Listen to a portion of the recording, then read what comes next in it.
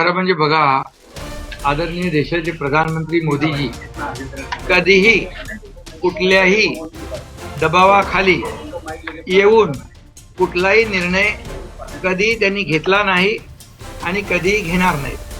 त्यामुळे कुठल्याही दबावाखाली मोदीजी काम करत नाहीत. त्यांना एकच आहे, देश सेवा आणि देशाचा विकास. त्यामुळे या ट्रम्प यांनी जे टेरिफ वाढवलंय 25%, आता बघा, हा देशभक्तीचा विषय आहे. यावेळेस सगळ्यांनी मिळून एकत्र आलं पाहिजे. विरोधकांनी पण एकत्र आलं पाहिजे, देशाच्या मागे उभं राहिलं पाहिजे, प्रधानमंत्र्यांच्या मागे उभं राहिलं पाहिजे. इथे आनंद व्यक्त करतायत, फटाके फोडायचेच बाकी आहेत. म्हणजे टेरर आणि टॅरिफ ह्या सगळ्या ज्या काही गोष्टी जर पाहिल्या, जेव्हा टेरर अटॅक झाला त्यावेळेस देखील ऑपरेशन सिंदूरचं खुल्या मनाने अभिनंदन केलं का विरोधी पक्षाने? नाही केलं.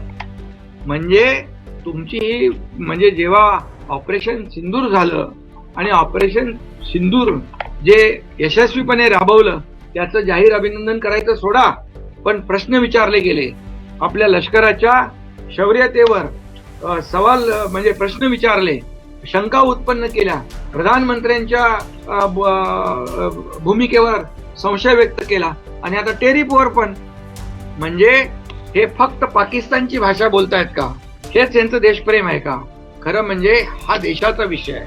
मग टेरर असेल नाही तर टॅरिफ असेल, त्यावेळेस सर्व विरोधी पक्षाने एकत्र येऊन या देशाच्या मागे उभं राहिलं पाहिजे.